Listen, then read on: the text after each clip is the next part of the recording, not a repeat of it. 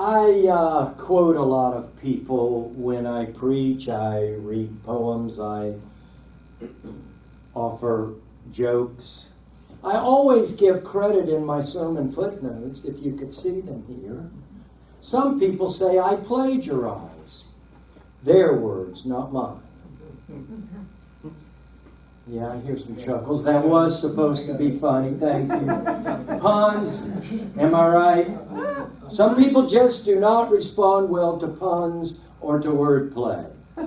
I could tell you the joke about the broken pencil, but it's pointless. My family, 4 kids, we used to fire them back and forth. Puns always remind me of my sister. But never tell a pun to a kleptomaniac. They take things. Literally. But don't... That's a time. It's a time thing. But don't be afraid to be challenged by puns. They can help you to sharpen your mind. I know a shy pebble who wishes she was just a little bolder. So don't be shy. Go for it. I owe these jokes and many more to my friend Siri. She has a lot of them. Don't you love the word illiberal? It's a real word too. My computer doesn't redline it when I type it in. I looked it up in Merriam-Webster.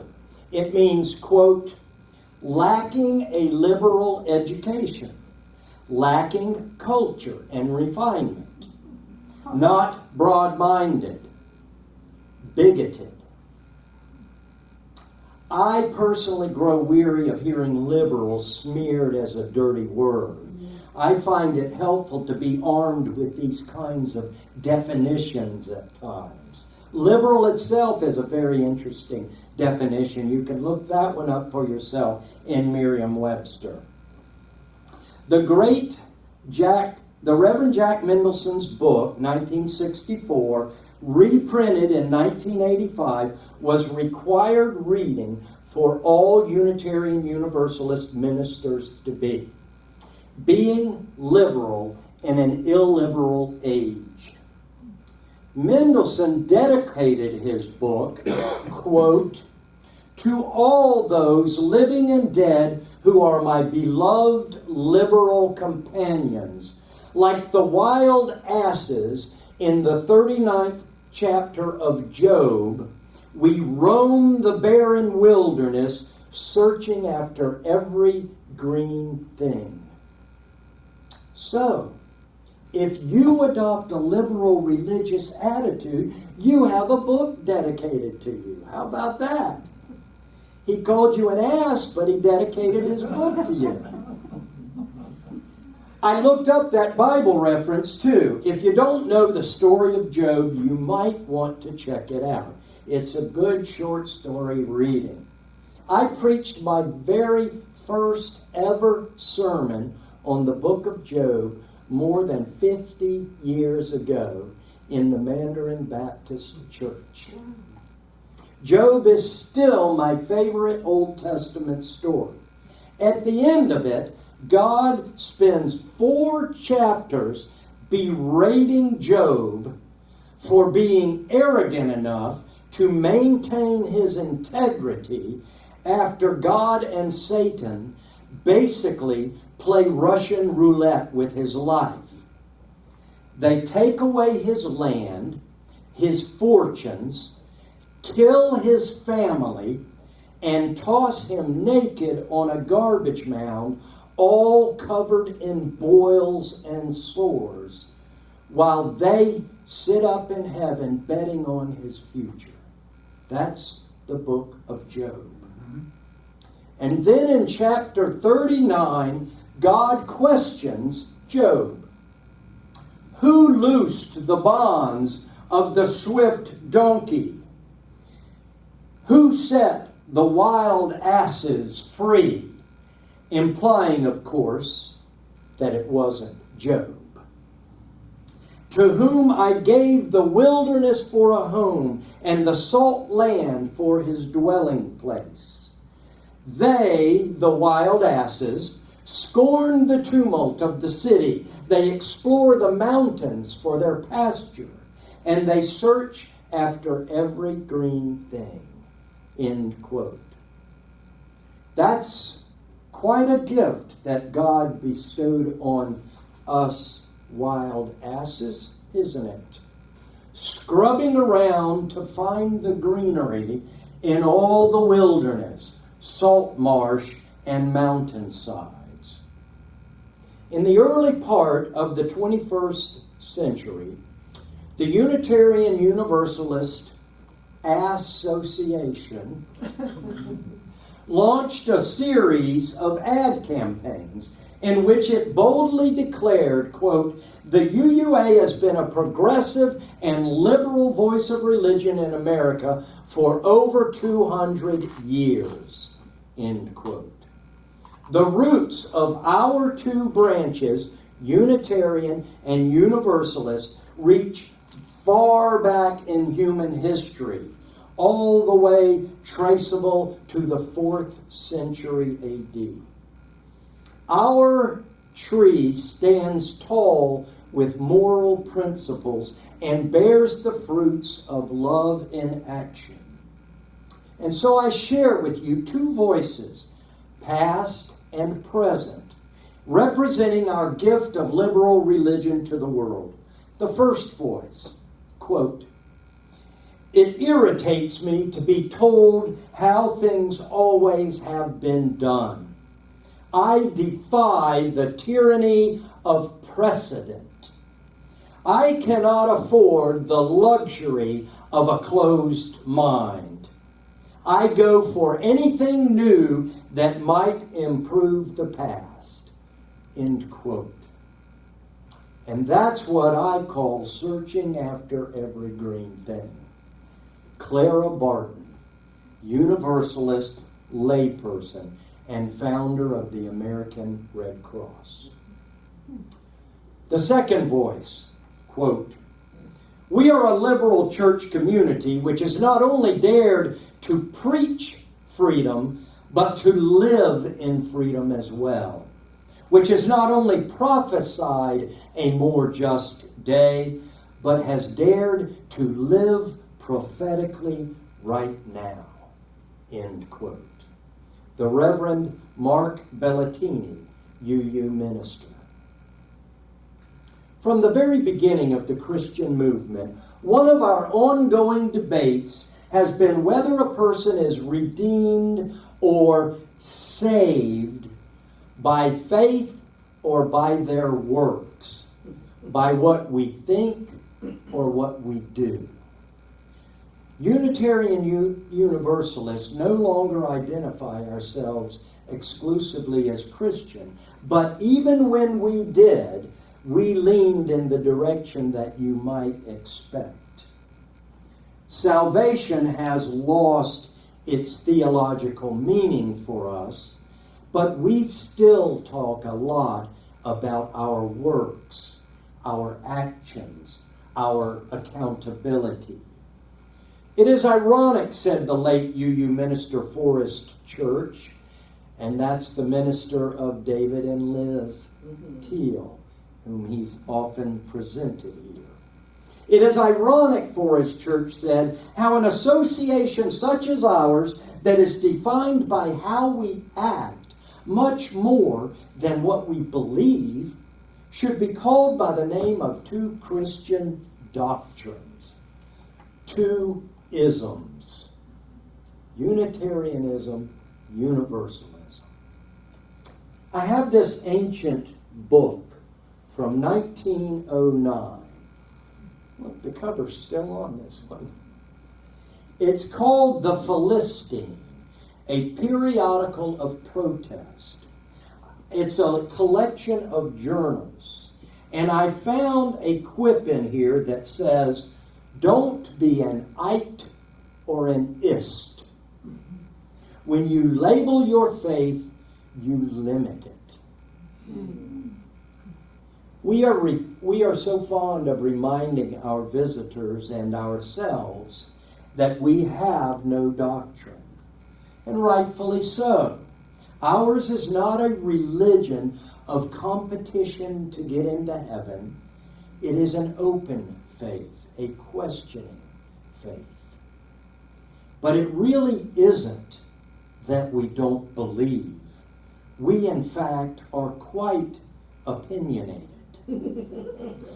It is a strong progression of beliefs and ideologies that brought us out of mainstream Christianity into the fire of liberal theology. We believe, in fact, so strongly that we feel compelled, I hope, to act upon our principles of justice and compassion, of the search for truth and meaning, and respect for all of life. But listen, other people in their churches do this too. We are not so different in our will to believe and our will to act upon our faith. I think what distinguishes and separates us is what I call creative tension. We live on the boundary, that wild-ass pasture land of desert, marsh, and mountain, looking for every green thing. Paul Tillich said, we have the spiritual capacity, the freedom to raise those moral questions. What is good? What is true? How should we act? But we are, in a sense, says Tillich, unfree in our freedom because we are compelled to decide. That is, we have to be human. It is the basic premise of existentialist philosophy. We are, in the words of Jean-Paul Sartre, condemned to be free. I think Unitarian Universalists live and operate within this boundary, this tension, this uncertainty. We are highly suspicious of ultimate answers because life and religion and faith are a process, not a destination. And we like it that way. This scares some people, accustomed as they are to packaged precepts and easy answers. They think it means that we have no faith. They see us running about like wild asses, searching for every green thing.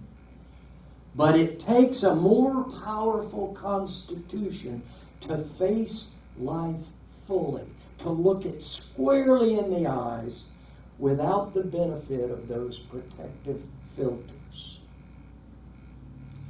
As part of my ministerial training, I completed a CPE program through Shands Hospital in Jacksonville. That's Clinical Pastoral Education, a course in hands-on loving kindness ministry. This program required participating with ministers from other faiths, most of whom had never met a UU wild ass before. I was challenged to present and express my liberal faith in traditional religious language they could understand. And they were challenged to be tolerant and stress their understandings of ministry. One evangelical woman quit. A minister from Kenya and a Greek Orthodox both thought I was some kind of sideshow, wondering why I was even in the program. And the teacher kept insisting to the three of us who remained by the end of the class that let's don't talk theology. Keep the interactions on an interpersonal level. And I had to keep reminding her, my theology is interpersonal. But within that atmosphere of creative tension, I learned better how to witness to my faith.